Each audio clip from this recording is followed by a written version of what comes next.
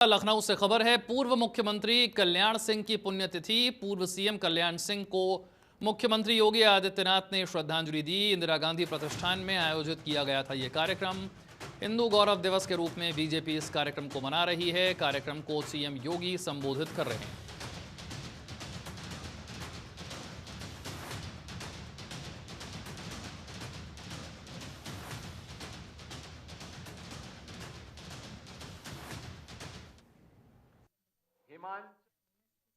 राज्यपाल के रूप में भी उस संवैधानिक पद का दायित्व का कुशलतापूर्वक निर्वहन करते हुए उन्होंने अपनी अंतिम यात्रा इस धराधाम में समर्पित करते हुए प्रभु श्री राम के लोक के लिए प्रस्थान कर गए। आज उनकी तीसरी पुण्यतिथि है। महत्वपूर्ण यह कि कल्याण सिंह क्या कोई व्यक्ति अचानक बन जाता है क्या? कल्याण सिंह के लिए संघर्ष और चुनौती का मार्ग चुनना पड़ता है, त्याग और बलिदान का मार्ग चुनना पड़ता है। जब चुनौती और संघर्ष सामने होता है, त्याग और बलिदान का एक जज्बा होता है, तो दुनिया की कोई ताकत आपको झुका नहीं सकती, आपका बाल बांका नहीं कर सकती है, क्योंकि अपार जन आस्था और विश्वास आपके साथ खड़ा होता है। अपार जन विश्वास के प्रतीक सरदेव बाबूजी कल्याण सिंह जी बने। उन्होंने उस समय की ताकतों का मुकाबला किया, विपरीत परिस्थितियों में कार्य किया, लेकिन श्री राम जन्मभूमि आंदोलन के मार्ग से तनिक भी नहीं हटे, लगातार उसके लिए कार्य करते रहे और अंततः परिणाम हमारे सामने था। आज उसकी सुखद अनुभूति पूरी दुनिया के अंदर रहने वाला सनातन हिंदू धर्मावलंबी कर रहा है। कौन ऐसा धर्मावलंबी होगा?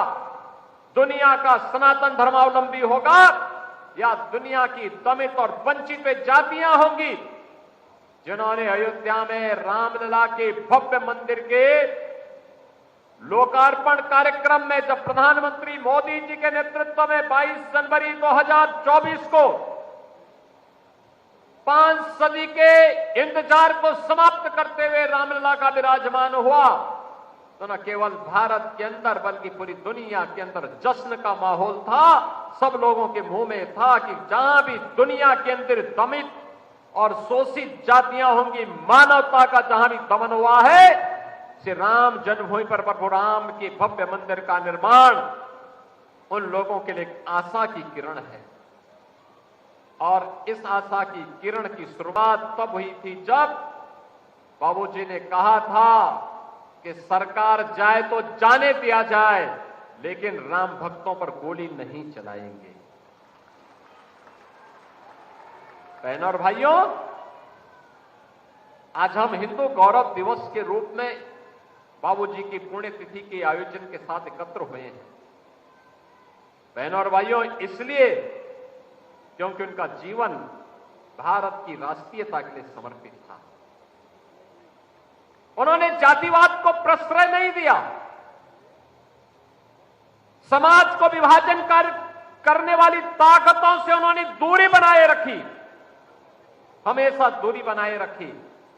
मूल्यों के लिए जीवन जिया था, राजनीति को आदर्शों का माध्यम बनाया था। राजनीति उनके लिए सत्ता और भोग का माध्यम नहीं बना था। राजनीति उनके लिए सौदेबाजी का जरिया नहीं बना था। राजनीति उनके लिए कथित अपने स्वार्थों की पूर्ति का माध्यम कभी नहीं बन पाया।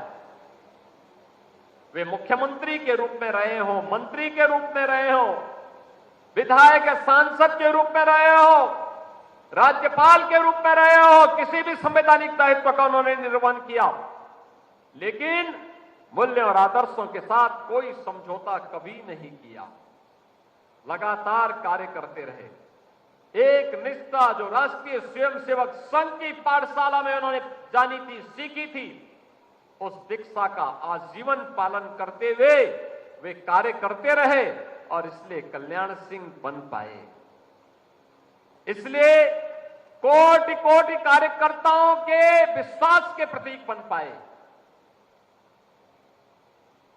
और कोटि कोटि विश्वास के प्रतीक बनने के कारण ही उस समय की तत्कालीन सरकार की अराजकता के खिलाफ जब 1991 में, याद करिए, 30 अक्टूबर 1990 और 2 नवंबर 1990 को जब अयोध्या में राम भक्तों पर गोलियां निर्ममता पूर्वक चलाई गई थी और उस समय की सरकार एक तरफ हिंदू समाज को आपस में